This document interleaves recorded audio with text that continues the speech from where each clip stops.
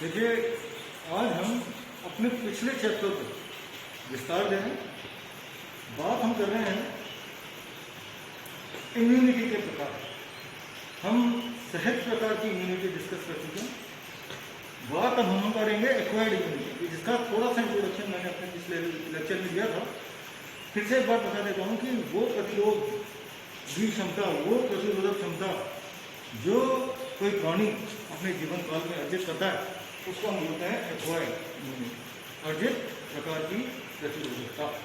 जैसा अपन इस चार्ट में देख रहे हैं, ये दो तरह की है। एक होती है प्राकृतिक अर्थात नेचुरल, और दूसरी होती है आर्टिफिशियल अर्थात एक्टिव। इनको फिर से दो दो भागों में विभक्त किया गया है। नेचुरल को दो भागों में बांटा गया है। पहली एक्टिव अर्थात सक्रिय, दूसरी पैसिव अर्थात अक्रिय प्रकार। इसी तरीके से आर्टिफिशियल को भी एक्टिव एवं पैसिव दो प्रकार की श्रेणियों में बांटा गया। क्या मतलब होता है इन चीजों का, उसको अपने को विस्तार से पढ़ना। देखिए, सबसे पहले हम बात करते हैं एक्वायर्ड नेचुरल इम्यूनिटी। इसका क्या मतलब है कि वो प्रतिरोधकता जो कोई प्राणी नेचुरली प्राकृतिक रूप से अर्जित करता है, ध्यान रखना अर्जित करता है, उसको हम बोलते हैं नेचुरल एक्वायर्ड इम्यूनिटी। और अगर ये इम्यूनिटी सक्रिय रूप से बनी रहे, सक्रिय रूप से कार्य करे, तो हम उसको बोलेंगे एक्वायर्ड नेचुरल एक्टिव इम्यूनिटी। देखो क्या मतलब है इसका। उदाहरण के लिए अपन देखते हैं, मान लीजिएगा किसी प्राणी को कोई रोग हो जाता है, मान लो टिटनस हो गया, और टिटनस होने के बाद में उसमें रोग जब हो गया तो उसमें उपचार करवाए, ठीक हो। ठीक होने के बाद में यदि हम उसके रक्त के नमूने को लेवें और जांच करवाएं लैब के अंदर, ये मालूम करने के लिए कि क्या उसके शरीर में फिर से यदि कोई टिटनस का एंटीजन प्रवेश कर जाता है, तो उसको निष्क्रिय करने के लिए क्या इसके शरीर में सफिशिएंट मात्रा में एंटीबॉडीज मौजूद हैं।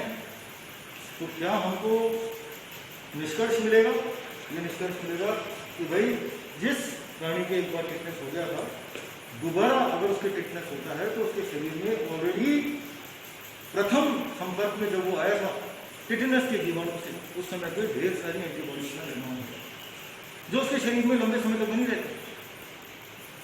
तो कहने का क्या मतलब है यहाँ पर कि मान लीजिएगा किसी आदमी को रोग होता है, रोग से ग्रसित होता है, तो रोग से ग्रसित होने के बाद में उस प्राणी के शरीर में उसकी प्रतिरोधक क्षमता रोगों से लड़ने के लिए, विभिन्न प्रकार से रोगों से लड़ने के लिए बढ़ जाती है।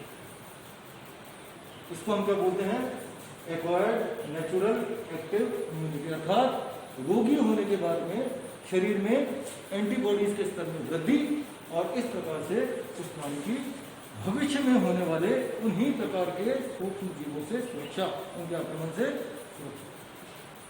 मैं दूसरी ओर चलता हूं, मान लो बात करूं एक्वायर्ड नेचुरल पैसिव इम्यूनिटी। तो इसमें हम क्या बताएंगे कि यहां पे जो एंटीबॉडीज प्राप्त की जा रही है प्राणी के द्वारा, वो पैसिवली प्राप्त की जा रही है। इसका क्या मतलब हुआ, पैसिवली प्राप्त की जा रही है। देखिए, हम सब लोगों को पता है कि जब किसी बच्चे का जन्म होता है तो वो एक प्लेसेंटा के द्वारा, अपरा के द्वारा अपनी माता से जुड़ा है, और उस प्लेसेंटा के माध्यम से, उस अपरा के माध्यम से ये बच्चा लगातार पोषण ग्रहण करता रहता है, ऑक्सीजन ग्रहण, ताकि वो जीवित बना रहता है अपने भूमि में। अब होता क्या है, इस प्लेसेंटा के द्वारा ही माता के शरीर से अनेकों प्रकार की एंटीबॉडीज इस शिशु के भीतर प्रसारित की जाती हैं, प्रवाहित की जाती हैं, और ये एंटीबॉडीज इस शिशु की रक्षा करती हैं कि अगर कहीं से कभी भी माता के शरीर में कोई आक्रमण हो जाता है रोगाणु, तो काफ़ी हद तक ये एंटीबॉडीज इस शिशु की भी रक्षा करती हैं। क्योंकि अगर वही रोगाणु जो माता के ऊपर आक्रमण कर रहे हैं, अगर वो शिशु के ऊपर भी आक्रमण करते हैं, तो इसकी एंटीबॉडीज कुछ हद तक इसकी सुरक्षा करने में सक्षम होती है, जो इसने प्राप्त की माता से तो क्या मतलब हुआ इस बात का कि इसने, इस शिशु ने किस प्रकार की इम्यूनिटी ग्रहण की? Acquired, natural, passive. दूसरा उदाहरण देते हैं, जैसे शिशु का जन्म हो तो दुग्धपान का, तो माता का दुग्धपान जब वो करता है तो उस समय पे माता के दुग्ध में कुछ विशिष्ट प्रकार की एंटीबॉडी होती है। उस प्रकार जो सबसे पहले ग्रहण करता है माता का दूध शिशु जन्म के बाद में, उस दुग्ध को हम बोलते हैं कोलोस्ट्रम। कोलोस्ट्रम में अच्छी मात्रा में विशिष्ट प्रकार की एंटीबॉडीज होती हैं जो डायरेक्टली शिशु को दी जा रही है माता के द्वारा, और ये एंटीबॉडीज इस शिशु की रक्षा करेंगी जैसे जैसे ये वृद्धि करेगा और जैसे जैसे इसके ऊपर रोगों से या रोगाणुओं से आक्रमण होगा। तो कहने का मतलब क्या हुआ कि एक तो एक्टिव नेचुरल एक्वायर्ड इम्यूनिटी, जहां पे रोग होता है एंटीबॉडीज बनती हैं और फिर वो रोगों से लड़ती है, एंटीबॉडीज का निर्माण होता है। जहां पे बोल रहे हैं पैसिव नेचुरल एक्वायर्ड इम्यूनिटी, जहां पे ऑलरेडी एंटीबॉडीज मदर के शरीर में बनी हुई एंटीबॉडीज, मैच्योर एंटीबॉडीज इस शिशु को प्रसारित की। तो आप देखिएगा कि कितना बेहतरीन तरीका प्रकृति ने बनाया, जहां पे भ्रूण से लेके इसके जन्म तक सुनिश्चित कर लिया गया है कि अगर कोई रोगाणु इस माता को या शिशु को या भ्रूण को नुकसान पहुंचाए, इसके ऊपर आक्रमण करे, तो इन प्रक्रियाओं के द्वारा ये स्वयं की रक्षा करे। ये था नेचुरल प्रकार का फिनोमिनन। अगर मैं बात करूं आर्टिफिशियल कृत्रिम प्रकार के फिनोमिनन की, तो यहाँ पे फिर जैसा मैं कह रहा हूँ कि दो भागों में इसको बांटा गया है, आर्टिफिशियल एक्टिव, आर्टिफिशियल पैसिव। सबसे पहले हम बात करेंगे आर्टिफिशियल एक्टिव, अर्थात एक ऐसी प्रक्रिया जहां पे कि प्रतिरोधकता अर्जित तो की गई लेकिन सक्रिय प्रकार से यहाँ पे एंटीबॉडीज काम करती है। और इन एंटीबॉडीज को किस तरीके से सक्रिय बनाया जाता है, कैसे उत्पन्न कराया जाता है, उस प्रक्रिया को समझने के लिए हमको बात करनी पड़ेगी वैक्सीन। टीके, वैक्सीन। वास्तव में टीके हम सब लोग जानते हैं कि बच्चा जब पैदा होता है तो वहीं से ही डॉक्टर ये सुनिश्चित कर देता है प्रत्येक दंपति को कि भाई समय समय पे विभिन्न प्रकार के टीके इस शिशु को लगने हैं।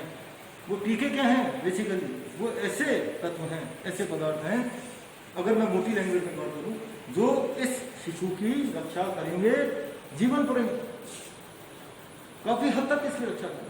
लेकिन सबसे पहले हमको बात ये मालूम कीजिए कि टीके होते क्या हैं, कैसे बनाए जाते हैं। देखिए, टीकों का निर्माण नॉर्मली ऐसा भी तक किया जाता है कि हम कुछ विशेष प्रकार के एंटीजन से लेते हैं। एंटीजन से मतलब प्रतिजन। प्रतिजन कौन से? ऐसे प्रतिजन जो कोई विशिष्ट प्रकार का रोग उत्पन्न करने में सक्षम है। ये एंटीजन या माइक्रो ऑर्गेनिज्म, इनको हम प्रयोग में लाते हैं, एक विशिष्ट प्रक्रिया से गुजारते हैं। उस प्रक्रिया को मैं यहाँ पे डिटेल में नहीं समझाने वाला हूँ, और इनसे वैक्सीन का निर्माण करें। देखिए मैं क्या बोल रहा हूँ, सूक्ष्म जीवों से टीकों का निर्माण। कौन से सूक्ष्म जीव? जो रोग उत्पन्न करने में सक्षम होते हैं। तो बड़े आश्चर्य की बात है, कौतूहल की बात है कि एक तरफ तो हम ये कह रहे हैं कि सूक्ष्म जीव अगर हमारे शरीर में प्रवेश कर गए तो हमारे शरीर को नुकसान पहुंचाएंगे, रोगी बनाएंगे। दूसरी तरफ हम क्या बोल रहे हैं कि इन्हीं सूक्ष्म जीवों को लेके हम टीकों का निर्माण करें जो हमारी सुरक्षा सुनिश्चित करेंगे। तो बड़े कौतूहल की बात है। देखिए क्या होता है, बेसिकली वैक्सीन का जब निर्माण किया जाता है और सूक्ष्म जीवों का प्रयोग किया जाता है, तो सूक्ष्म जीवों में जो रोग उत्पन्न करने की क्षमता होती है उसको बायोकेमिकली सबसे पहले खत्म किया जाता है, और इस प्रक्रिया को हम बोलते हैं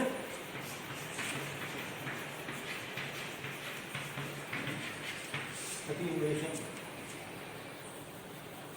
अर्थात एक ऐसी प्रक्रिया जहां पे हम क्या कर रहे हैं, रोगाणु के रोग को उत्पन्न करने की क्षमता को केमिकली नष्ट कर,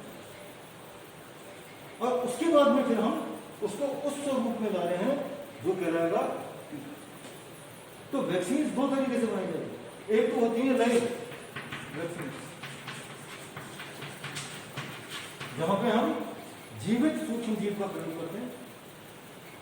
कुछ ऐसी वैक्सीन होती हैं जो डेड माइक्रो ऑर्गेनिज्म से प्रोड्यूस की जाती है, अर्थात सूक्ष्म जीवों को मृत कर दिया जाता है, उनको अटीन्यूएट किया जाता है, उनके रोग उत्पन्न करने की क्षमता को नष्ट किया जाता है और उसके बाद में इनसे फिर वैक्सीन का निर्माण होता है। और तीसरे प्रकार की वैक्सीन और होती है जिनको हम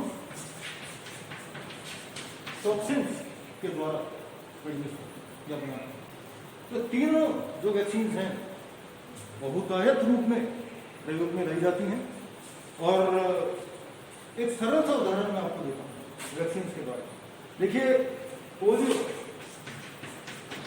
के बारे में समझ, एक ऐसा रोग है जो बच्चों में खासतौर से लगता है और एक बार अगर लग जाए तो बच्चे के जो अंग हैं वो पैरालिटिक हो जाते हैं, अर्थात उसके हाथ और पैरों में चलने फिरने की, काम करने की क्षमता नहीं रहती।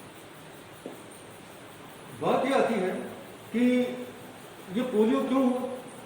वो इसलिए हुआ क्योंकि विषाणु प्रकृति का जीव, डिटेल में मैं फिर नहीं जा रहा कौन सा विषाणु उस छोटे बच्चे के शरीर में प्रवेश कर जाता है और उसके तंत्र को, खासतौर से तंत्रिका तंत्र को, अन्य तंत्रों को भी प्रभावित करता है और पोलियो उस बच्चे को।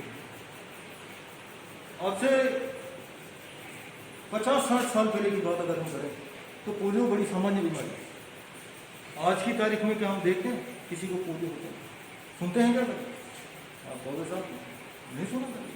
तो ऐसा क्या हो गया? हमने सघन टीकाकरण अभियान चलाया, अर्थात वैक्सीन हमने डेवलप की और वैक्सीन हमने उन सभी बच्चों को देना चालू कर दिया राइट फ्रॉम देयर बर्थ। जन्म के साथ ही आप देखते होंगे सरकारी बड़े बड़े अपने एडवर्टीजमेंट देखे होंगे, बड़ी बड़ी घोषणाएं देखेंगे, बड़े बड़े कार्य करते हुए देखा होगा लोगों को, कार्यकर्ताओं को, जहाँ पे इस पोलियो की खुराक को घर घर जाके बच्चों को खिलाया जाता है, दिया जाता है, ताकि बच्चा इस रोग से, भयावह रोग से ग्रसित न हो। तो बेसिकली हो क्या रहा है यहाँ पर?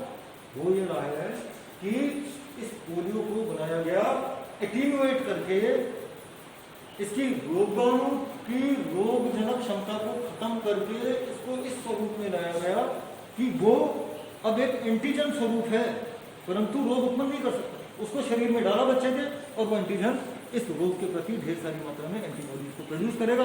और अगर खुदा न खास्ता किसी पोलियो के विषाणु ने आक्रमण कर दिया उस बच्चे के ऊपर, तो ऑलरेडी जो एंटीबॉडीज का स्तर इतना ज्यादा बन चुका है, उस पोलियो के विषाणु को नष्ट कर देगा। एक समझने की बात है कि हम ये कार्य किस प्रकार से कर रहे हैं, सरकारी तौर पे भी, प्राइवेटली भी, और अनेकों प्रकार से इन कार्यों को सुनिश्चित किया जाता है कि हमारे बच्चे जो हो रहे हैं, आगे की जो पोलियो आ रही है, वो स्वस्थ बनी रहे, रोगों से ग्रसित न रहे।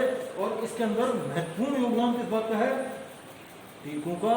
और उसको किस श्रेणी में सम्मिलित करते हैं हम? Acquired artificial active immunity. क्या मतलब हुआ इस बात का? कि कृत्रिम रूप से इसको अर्जित किया गया